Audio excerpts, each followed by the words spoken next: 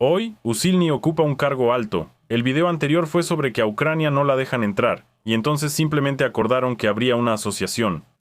Y ahora también hay una fuerte resistencia de Hungría, y esto es lo que nos dicen. Budapest insiste una vez más en un proceso de ampliación de la Unión Europea más lento y bloquea la formulación sobre acelerar las negociaciones con Ucrania. Hungría logró introducir cambios en la declaración final de la cumbre de la Unión Europea, excluyendo del documento la formulación sobre la adhesión acelerada de Ucrania a esa misma Unión Europea.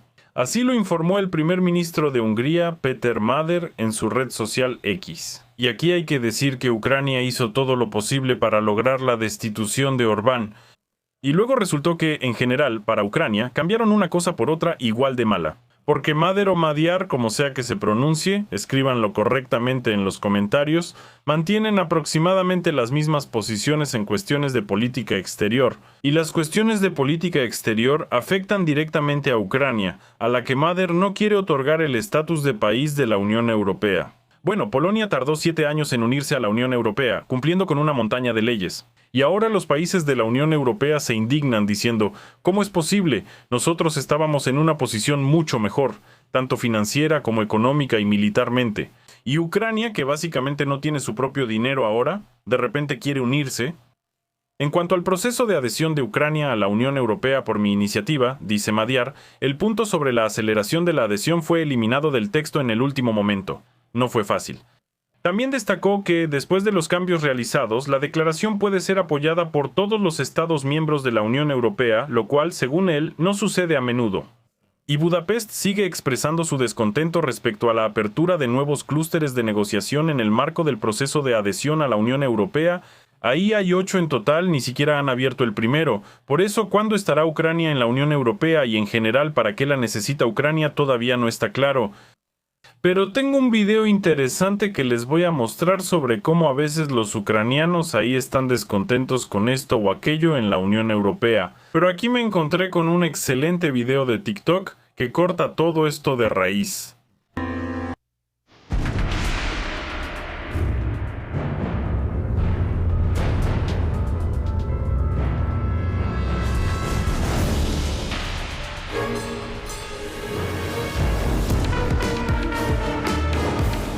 Sí, en la Unión Europea no todo está tan mal si recordamos lo que está pasando en Ucrania. Los precios, las democracias europeas, por supuesto, bueno, la busificación, eso al parecer es una de las direcciones, uno de los vectores de desarrollo de la democracia, de las instituciones democráticas en Ucrania y muchas otras cosas. Por eso quienes están en la Unión Europea prefieren quedarse ahí y no regresar a su querida patria.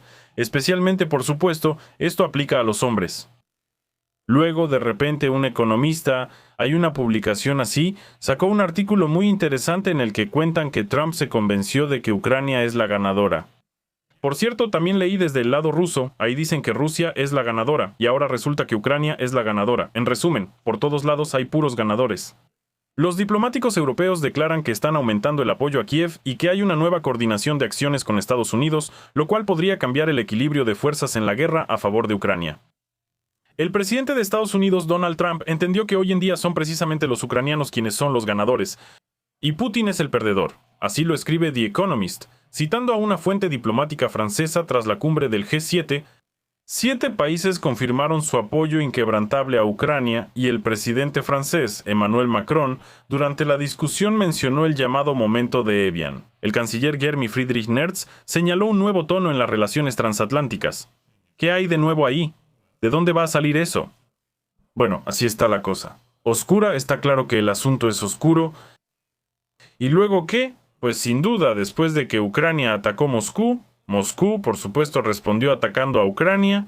Aquí el ciclo de violencia sigue girando al mismo ritmo de antes.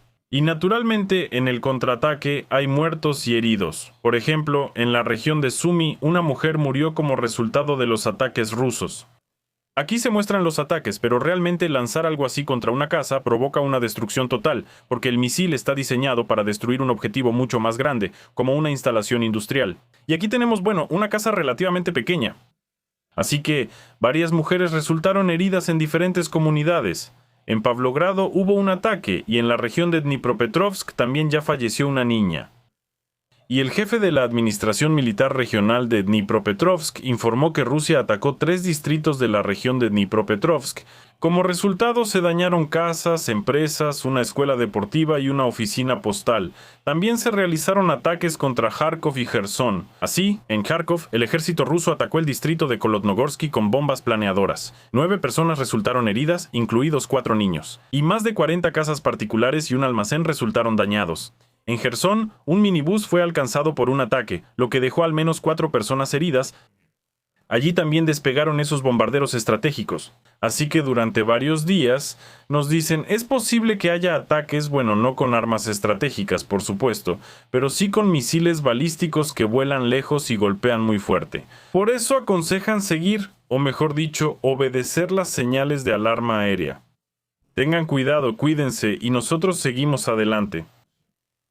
A pesar de que aquí se dice que todos quieren terminar la guerra, resulta que algunos países no apoyan el fin de la guerra.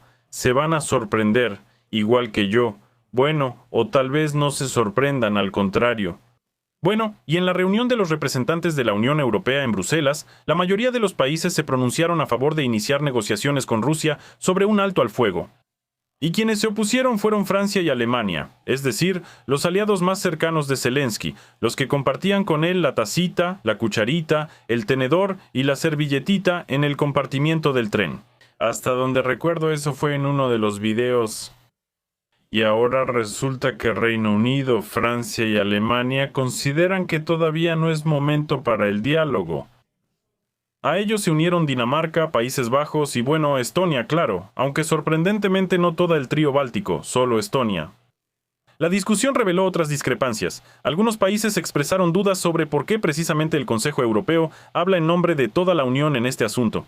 Y los representantes de Italia y Polonia señalaron su ausencia en las negociaciones preliminares con Zelensky y también su papel limitado en la regulación de la crisis. La primera ministra de Italia, Meloni, incluso declaró que Trump estaba equivocado y Trump empezó a criticar a Meloni. Ella dijo que todo eso era mentira, que todo era una calumnia. Bueno, en resumen, el cangrejo, el cisne y la lucioperca simplemente están fumando nerviosamente en algún rincón, observando el trabajo coordinado de las instituciones democráticas europeas. Esto es simplemente, bueno, un completo desorden, o es una feria. ¿Cómo se pueden llamar cosas así una reunión así de personas? Pero ahí ni siquiera huele a acuerdos pacíficos. A pesar de todo, Ucrania y Estados Unidos están discutiendo de repente un alto el fuego en el frente y un acuerdo futuro. ¿Por qué no discuten esto con Rusia? Eso ya es una pregunta retórica. Pero sin embargo, en la guerra actual, las negociaciones informales entre Estados Unidos y Rusia se han reanudado. Y de repente, sí, al final sí llegan a acuerdos con Rusia. Entre Ucrania y el equipo de Donald Trump hay contactos diarios. Es decir, todos los días los pobres trabajadores de los frentes políticos intentan poner todo esto en práctica. Una de las ideas más discutidas es el alto al fuego en 2 etapas. Primero, limitar las acciones militares a una franja de 50 a 70 kilómetros a ambos lados de la línea del frente. Y luego la firma de un acuerdo más amplio. Zelensky, al escuchar esto de repente, inmediatamente comenzó a amenazar a Lukashenko, aparentemente para abrir otro frente. Lo declaró de manera extensa. Yo lo resumí en 3 líneas. Declara lo siguiente. Le doy a Lukashenko una semana para retirar de la frontera ucraniana el equipo que corrige el fuego contra la población ucraniana. De lo contrario, lo haremos nosotros. Bueno, en resumen, Zelensky se ha puesto realmente belicoso, y solo podemos imaginar lo que pasará si las fuerzas ucranianas atacan a Bielorrusia. Y a los rusos que en principio no están participando en nada en este momento, y Bielorrusia ya tiene ese armamento nuclear táctico según creo que Rusia llevó allí. Zelensky realmente necesita una escalada ahora para poder seguir con esto, y como pueden ver todavía quieren seguir con todo esto. Alemania, Francia, Países Bajos, la hermosa Dinamarca, Estonia y algunos otros representantes del floreciente jardín de Borrell. Un funcionario de Zelensky informó que es poco probable que Rusia tome alguna medida antes de octubre, cuando probablemente quiera ayudar a Trump en las elecciones. Es más probable que los rusos ganen tiempo hasta la próxima primavera, esperando que una campaña invernal destructiva con el uso de misiles y drones contra la infraestructura energética de Ucrania la obligue a hacer concesiones, pronostica la publicación. The Economist escribe que sería poco razonable esperar que Vladimir Putin renuncie a la guerra contra Ucrania, o pensar que aprovecharán cualquier nueva oportunidad para continuar la guerra. Honestamente, no lo entiendo. Aquí, de hecho, sí, en la Federación Rusa no detienen la guerra, pero tampoco la detiene Ucrania. Acaban de declarar que Zelensky literalmente está amenazando a Lukashenko. Nadie ha analizado esto.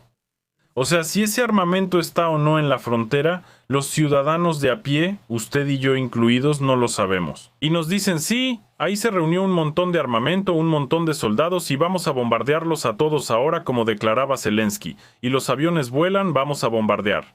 Y pues ya empezaron las amenazas directas. Lukashenko, que antes de esto incluso se disculpaba con Zelensky, diciendo que si en algún momento fue grosero, que lo perdone, pero que ya terminen esta guerra. Y de repente Zelensky dice, no, todavía nos queda pólvora y fuerza de sobra, y ahora sí vamos a pegar duro. Tal vez no ahora, sino después, pero seguro que vamos a disparar. Creo que recuerdan de dónde viene eso y para qué. Bueno, ahora sobre la guerra con drones. En Europa simplemente no pueden dejar de discutir algo, y en este momento también están discutiendo sobre los drones. Resulta que el sistema europeo moderno de detección y defensa contra drones no puede responder adecuadamente a las provocaciones de Rusia, según declara la Unión Europea.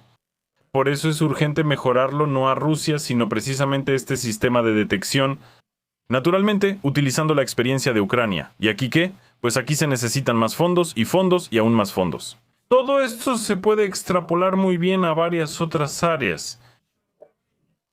Nos informan que el Parlamento Europeo insta urgentemente a crear una verdadera Unión Europea de Defensa, básicamente una fortaleza, que pueda tomar decisiones mediante un procedimiento acelerado y salirse de los mecanismos existentes. Simplemente maravilloso. La democracia es democracia, pero a veces la democracia estorba. Y si tomamos otro camino, el inteligente no sube la montaña, el inteligente la rodea. Y los europeos inteligentes eluden su propia legislación, tratando de evitar problemas adicionales al implementar varios programas interesantes. Creo que pronto oiremos hablar de ellos. También se me dice lo siguiente, que sobre esto, sobre lo que estamos discutiendo, se menciona en la resolución como una provocación inaceptable. Acciones revolucionarias de Rusia, la invasión de drones en Rumania, los países bálticos y Finlandia. A pesar de que esos drones supuestamente son ucranianos, aquí rápidamente declararon que no, que de todo esto tiene la culpa Rusia y que vamos a pelear, vamos a bombardear. El Parlamento Europeo instó a la Unión Europea a integrar plenamente la experiencia ucraniana y probablemente a esperar dinero. De otra manera, se dice que Rusia está poniendo a prueba la fortaleza de la OTAN provocando un conflicto. ¿De qué manera? Bueno, es obvio. Así, algunas caídas de estos drones que, de nuevo, uno creo que hace unos días capturaron un Geran y ahí se indicó exactamente que era un Geran. Pero, de nuevo, ¿quién lo lanzó y con qué propósito? Y antes, cuando los drones ucranianos entraban en Rumania y otros países europeos, Europa decía, bueno, así es la guerra, ¿qué quieren? Pues que vuelen, no molesten a la gente, no nos pongan nerviosos, eso es lo que dicen. Por eso ahora planean mejorar ese sistema de defensa contra drones, que es completamente inadecuado. En este proceso nos dicen que hay que fortalecer y ampliar la defensa del sector industrial. Miren esto. Ah, sí. La cooperación entre la Unión Europea y Ucrania es un imperativo estratégico, subrayan los eurodiputados, ya que Ucrania ha desarrollado una experiencia operativa e industrial sin precedentes en la producción de drones y sistemas para contrarrestarlos. Bueno, en consecuencia hay que expandirse más rápido, aprovechar, gastar y eso es todo. Y además nos dicen que la invasión de drones ya no son incidentes aislados, sino una amenaza directa por parte de la Federación Rusa. El eurodiputado finlandés, el talentoso Pekka Tovari, casi como Pinocho, pero solo Pekka, también considera que la penetración de drones en el espacio aéreo de la Unión Europea representa una amenaza real para sus ciudadanos, es decir, para los ciudadanos de Pekka Tovari. Al mismo tiempo, él respondió a los representantes de las fuerzas de extrema derecha en el Parlamento Europeo, quienes afirman que los drones que violan el espacio aéreo de la Unión Europea son ucranianos. Bueno, eso es de lo que estaba hablando, es decir, de hecho son ucranianos, pero de iure dicen, bueno, sí, son ucranianos, pero vuelan, y pues tenemos una guerra. Debemos recordar, dice el diputado, que ya sea un dron ruso lanzado intencionalmente en nuestro espacio aéreo o un dron ucraniano que se desvió de su curso, todo esto sucede debido a la agresión ilegal de Rusia contra Ucrania. Y la culpa aquí recae en Rusia, dice Tovari. Él hizo un llamado a brindar aún más apoyo a Ucrania, aparentemente dar aún más dinero, con más entusiasmo, para que puedan vivir y construir sus propias fortificaciones. Bueno, ahora midamos la potencia de las palabras de Pekka Tovari con un potenciómetro. Bueno, es una victoria total. ¿Qué esperaban? Una persona así no puede estar equivocada. Está claro que aquí la potencia es tal que me parece que ni cualquier finlandés podría con él. Bueno, ahora pasemos a los representantes del mundo político. Primero veamos a alguien. Y a esta mujer maravillosa, que creo que ahora está con un hijo, por eso ya no participa, pero al menos encontró la felicidad en su vida personal. Y ella cuenta lo siguiente, ¿qué hacer? Porque algo no va exactamente en esa dirección. Bueno, y tú, obviamente, en esa dirección. Si sientes que no vas en la dirección correcta, tienes que girar hacia donde debes y caminar hacia donde debes. Haz lo que debes, no hagas lo que no debes. Les debo 5,000, estimados espectadores. Bueno, ¿y qué? Vamos a ver quién está con nosotros hoy. Aquí tenemos a un militar con un peinado enorme y extraño, con unos bigotes mágicos. Es una broma, discúlpenme. No sé si esperan chistes atrevidos de mi parte o no, pero hay un dicho que dice, esos bigotitos, como un pase directo a los calzoncitos. Pero yo la reformulé y se puede decir que esos bigotitos son como un pase para meterse en los calzoncitos de los soldados. Bueno, disculpen, sí, salió medio tonto, pero me reí un poco. Espero que a ustedes también les haya dado risa. Y si no les dio risa, escriban en los comentarios que el autor no es gracioso. Pero el peinado está genial, así que soy de la movida moscovita. Ajá, ya estoy en Ulsan, parece. Que hay que esconder algo, pero el whisky moscovita, si me ofendo, obviamente lo esconderé. Vi su bigote y ya estaba como, ¿cómo podría pedirle el número a este chico tan fuerte? Detrás de él, como siempre, está esa misma red. Bueno, yo propongo, pues vamos a colgar también nuestra red, porque no hay que desperdiciar lo bueno. A ver, mi barba empezó a mezclarse con la red. ¿Qué está pasando? Antes no pasaba eso. Bueno, ese error lo vamos a arreglar. Obviamente es cosa del enemigo, no es mi culpa, es culpa de alguien por ahí. Pero yo no, por supuesto. Así que vamos, está bien, sigamos viendo qué está pasando ahí. De eso se trata ser independiente, hay que pensar por uno mismo, abrirse a las opciones, abrirse a nuevas oportunidades. Ajá, ya hemos escuchado varias veces que hay que ir al ejército, que en el ejército puedes hacer lo que quieras. Si quieres, arma legos. Si quieres, toca la guitarra. Bueno, si quieres, haz chebureki, alegra a tus compañeros de batalla. ¿Y quién va a pelear entonces? Ellos no responden. Bueno, obviamente alguien lo hará. Alguien. Y a los que van no los habrá. Habrá. Probablemente... El cocinero también tiene que cocinar y esterilizar por su cuenta. Bueno, para el cocinero. Sí, claro, se necesitan cocineros en el ejército, por supuesto.